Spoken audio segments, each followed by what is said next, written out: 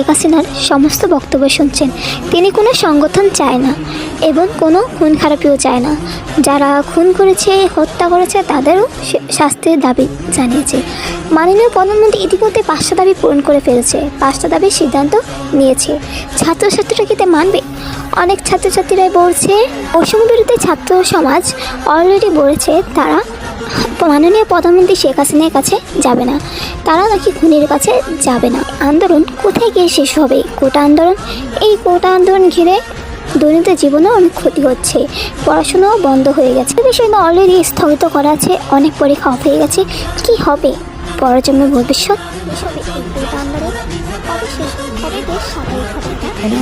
দৈনন্দিন জীবনে অনেক ক্ষতি হচ্ছে।